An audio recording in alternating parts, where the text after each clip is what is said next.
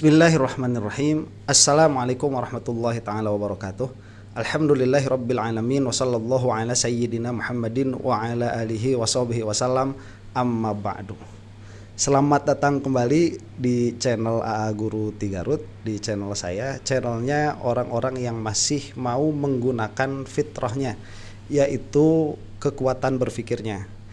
Nah, objek berpikir kita kali ini masih tetap sama, ya, permasalahan ijazah palsunya Jokowi, yang kita sekarang sudah mendapatkan kesimpulan bahwa setidaknya ada dua metodologi yang dipakai di sini, yaitu metodologi digital forensik yang diwakili oleh Roy Suryo dan kawan-kawan, juga ada metodologi administrasi yang diwakili oleh diantaranya ada Pak Subhan Palal di situ, kemudian ada Pak Lukas, ada juga siapa itu Pak Bonatua.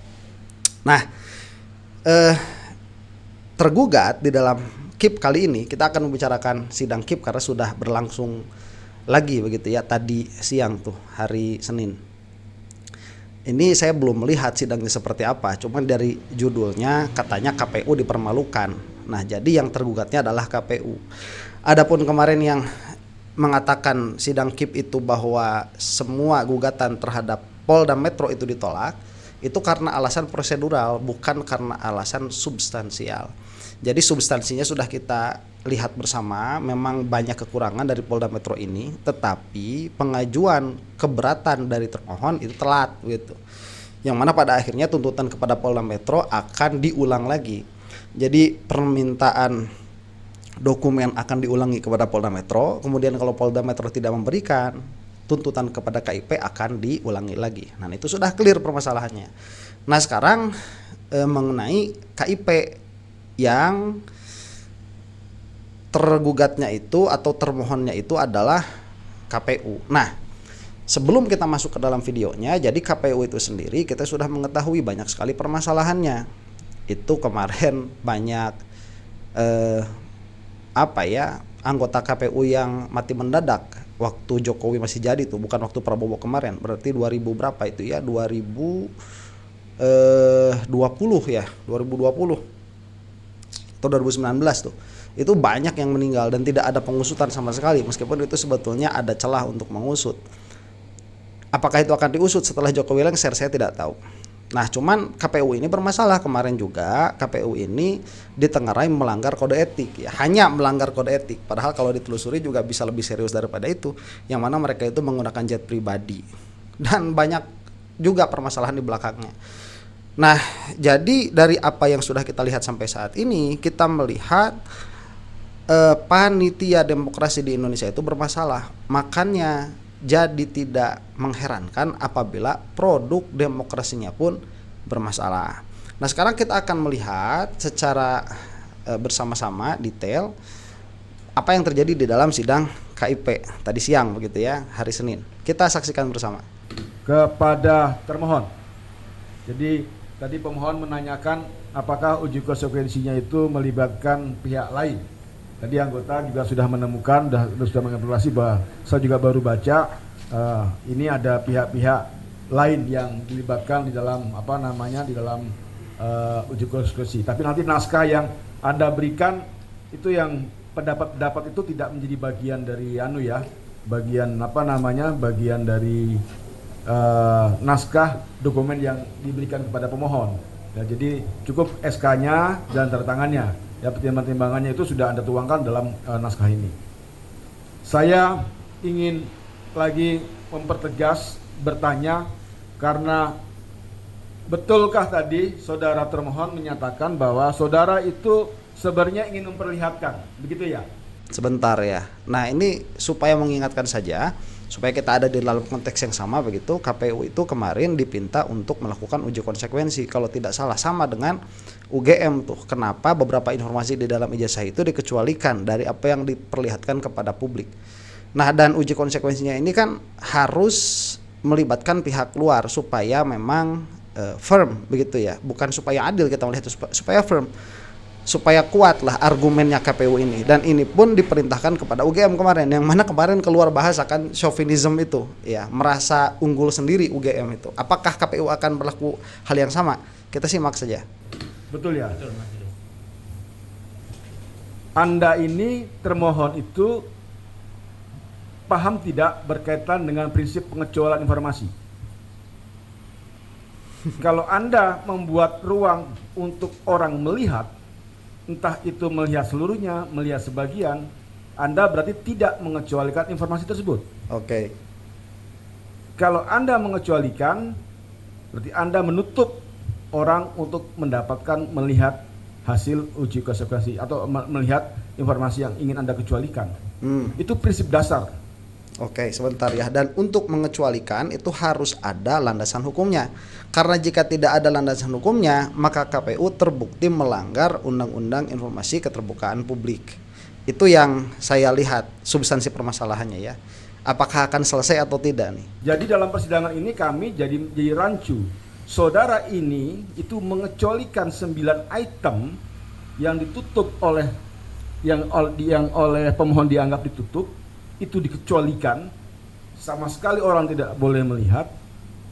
Atau sebenarnya Anda itu ingin memperlihatkan, ada kehendak untuk memperlihatkan. Berarti di situ Anda tidak melakukan pengecualian di situ. Oke. Ini mana yang benar? Itu bagus pertanyaannya ya. Ya maaf, saya ini komentator begitu. Jadi berkomentar. Pertanyaannya itu kan yang dikeluarkan tadi. Kamu itu KPU mau memperlihatkan atau tidak begitu? Kalau mau memperlihatkan ya perlihatkan. Kalau tidak ya tidak. Kemudian keluarkanlah argumentasi hukumnya. Itu kira-kira ya cepatnya itu. Kalau saya yang jadi hakim biar cepat orangnya jawab ya. Izin majelis bahwa betul ijazah itu adalah dokumen yang terbuka, tetapi kami dengan melakukan prinsip kehati-hatian tersebut karena melindungi data pribadi berdasarkan Iya, saya paham. Kita mengerti, ya kan ya.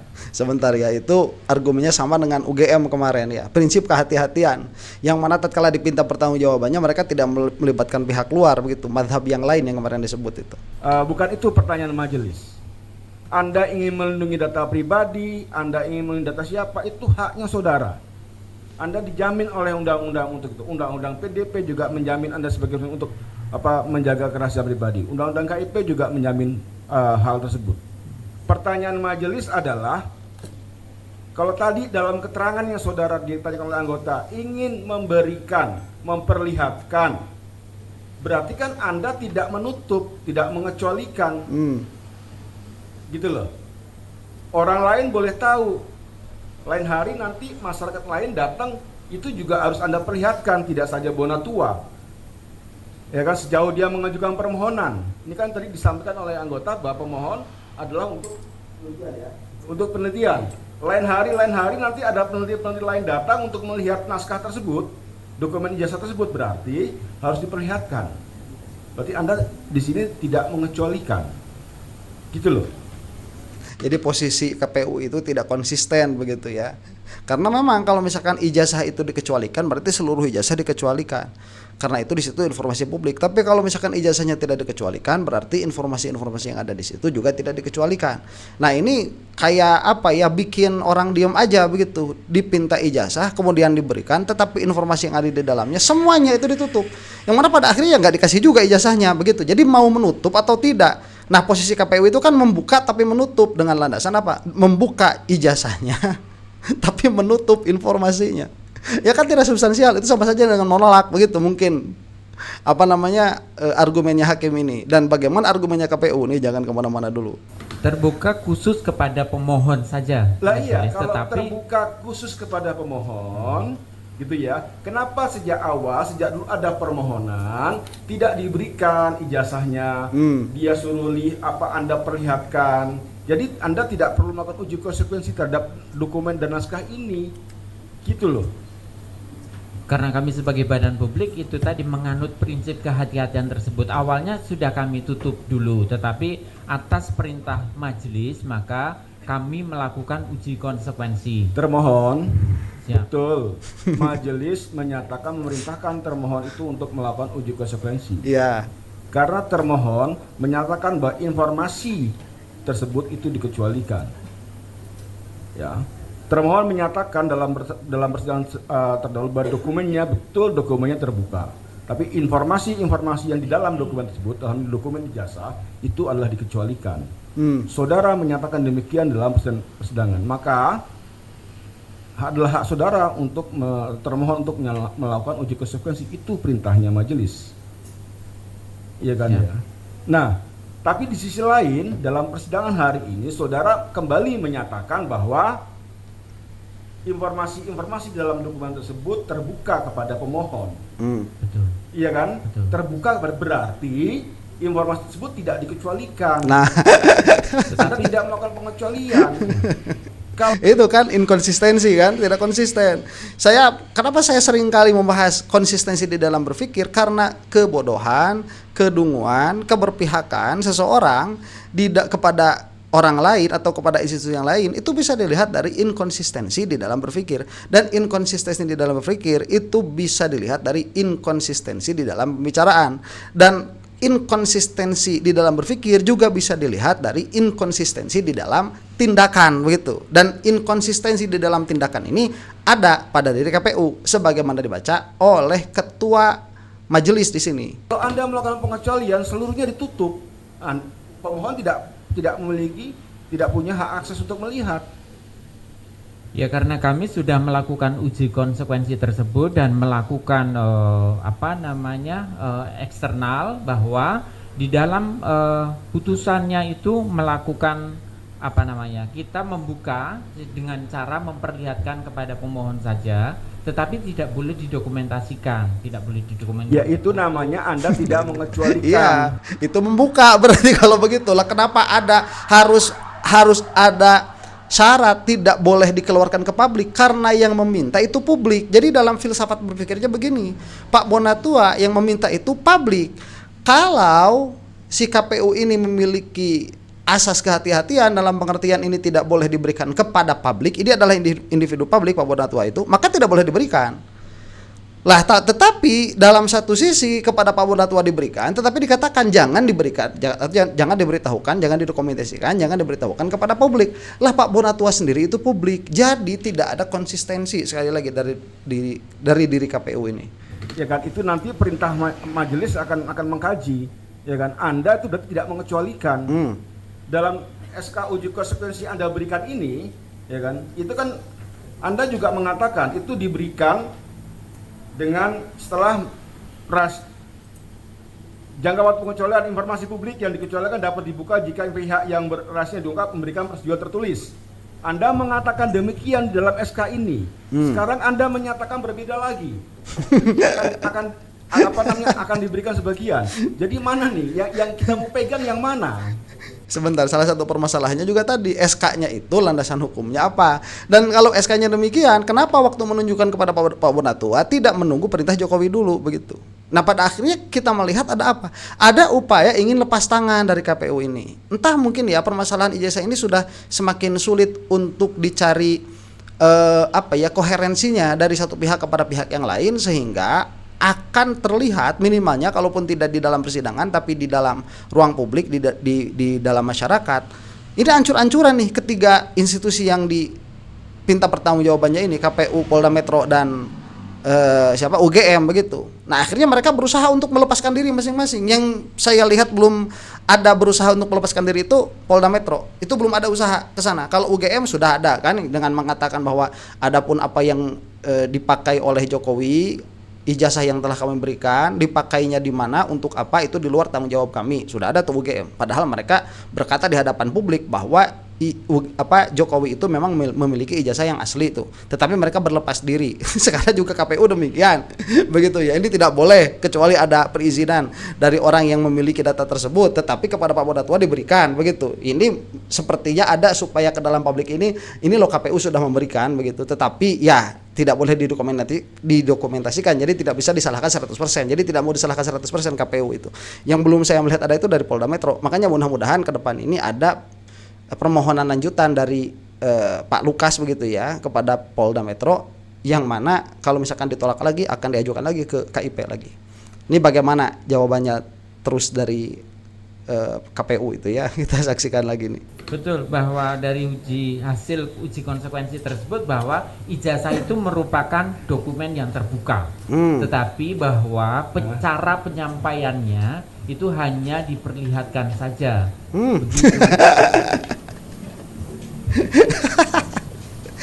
Lah itu kan yang dibutuhkan informasi yang ada di dalam ijazah itu, diperlihatkan saja, ya diperlihatkan informasinya atau tidak begitu. Terus tidak dibahas juga sih uji konsekuensi dari mana ini. Ya, itu berarti Anda berarti kan mencabut hasil uji konsekuensi. Jadi Anda tidak mengecualikan hasil uji konsekuensinya ini. Iya. Ya kan ya. Jadi terhadap hasil uji seharusnya Anda tidak setelah hasil uji konsekuensi dan ternyata membuka, ya kan. Dalam persidangan ini Anda menyatakan bahwa kami mencabut hasil uji konsekuensinya. Karena semestinya Anda menyatakan demikian. Betul. Ya, kan, tapi tidak. Gitu loh. Jadi kan informasi publik nomor kertas ijazah dan yang 9 item ini dalam diktum kedua dapat dibuka dengan memperlihatkan dokumen secara langsung kepada pemohon di ruang layanan atau di ruang yang disepakati tanpa memberikan saringan atau memperbolehkan pemotongan perekaman dan penggandaan. Kan begitu.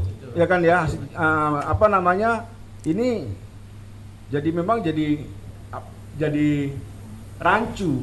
Ya, tidak konsisten. Begitu yang saya lihat Pak Hakim ya. SK ini membingungkan buat majelis untuk untuk memutuskan.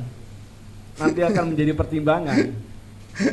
Ya, karena hakim itu harus konsisten. Terus mau yang mana kita menilai KPU ini? Mau yang memakai hasil uji konsekuensinya atau mencabut hasil uji konsekuensinya?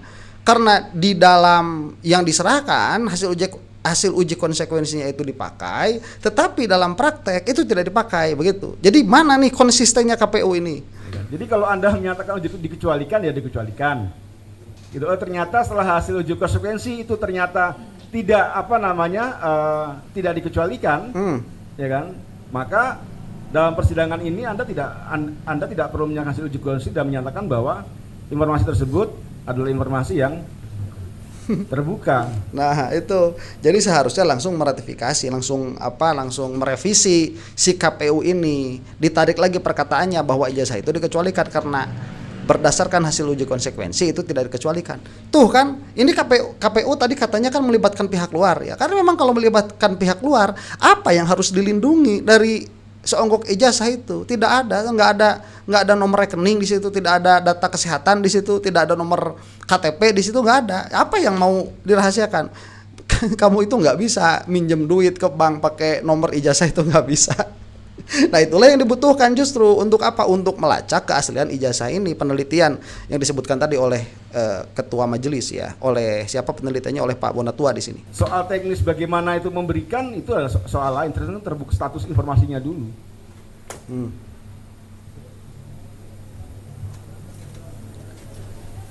Udahlah Pak Hakim, sebutkan saja bersalah lah biar cepat. Aduh. Ya, jadi bagaimana anggota itu?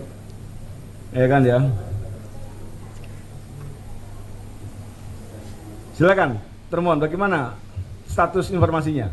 Status informasinya terbuka. Oke. Terbuka. Terbuka. Ya, Selesai jadi berarti. tanda tangan tanda tangan dan seterusnya itu sebagai Informasi informasi yang terbuka. Oke, tepuk tangan Pak Hakim. Ini terlepas nanti mau apapun keputusan hakim ya, kalau di belakangnya ada intervensi begitu yang mana pada akhirnya KPU tidak bersalah, bodoh amat. Ini sudah terbukti di dalam persidangan itu, KPU sudah tidak bisa berkata-kata, dia sudah tidak bisa mengelak bahwa ijazah itu informasinya terbuka, selesai. Dan ini nanti bisa menjadi bahan kepada persidangan yang lain kalau ada begitu ya, atau minimalnya jadi perdebatan atau minimalnya jadi tema, jadi narasi begitu.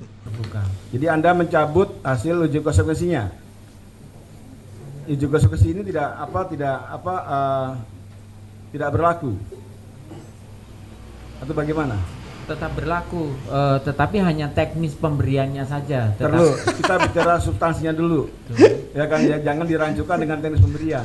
Jadi Nah, itu sih informasinya adalah terbuka. Si KPU itu pengen tetap tidak mengeluarkan, tidak membukakan informasi yang ada di dalam ijazah. Jadi sudah dikatakan ini informasinya terbuka. Cuman dari cara memberikan informasinya ini harus A B C D E. Nggak bisa, itu nanti tidak akan memiliki kekuatan publik pada akhirnya. Ini kan publik yang yang datang. Jadi kalau satu publik itu bisa melihat, maka publik yang lain juga bisa melihat. Jangan sampai tadi seperti Pak Hakim katakan, satu publik meminta, dalam hal ini adalah Pak Bonatua, kemudian diperlihatkan nih ya, lihat, hafalkan, udah gitu cabut, nggak boleh difoto, nggak boleh didokumentasikan. Ya apa masa kita semua yang mau melihat itu harus lihat ke KPU ya? Justru ini kan memudahkan penyebaran informasi publik, begitu. Jangan sampai satu orang datang diberikan, orang yang lain datang tidak diberikan gitu. Jangan sampai seperti itu. Nah ini sudah dungu begitu ya. Ini gimana sih KPU seleksinya nih, seleksi pegawai KPU ini bagaimana? Jadi pada saat kemarin dalam persidangan awal, saudara termohon menyatakan bahwa informasi tersebut dikecualikan. Begitu ya, yang 9 item itu dikecualikan. Majelis kemudian memerintahkan termohon untuk melakukan uji konsekuensi. Ternyata setelah ada uji konsekuensi, status informasi tersebut dinyatakan terbuka. Iya. Kan begitu? Ya kan ya, dinyatakan terbuka. Itu dulu, sampai di sini dulu. Ya kan ya, soal nanti teknis bagaimana pemberiannya itu domain yang lain. Kan begitu? Ya kan, jadi hasil uji konsekuensinya adalah terbuka, tidak lagi dikecualikan. Ya. Nah inilah cara berpikir yang baik begitu ya. Satu permasalahan diselesaikan dulu. Satu dulu. Ini substansinya apa? Ya, substansi informasinya bagaimana begitu? Apakah ini publik atau tidak? Publik atau tidak? Ya, publik. Selesai. Kita lanjut kepada pembahasan yang lain begitu. Ya, jadi kalau di dalam perdebatan itu disebut musalamat. Betul begitu? Betul. Ya.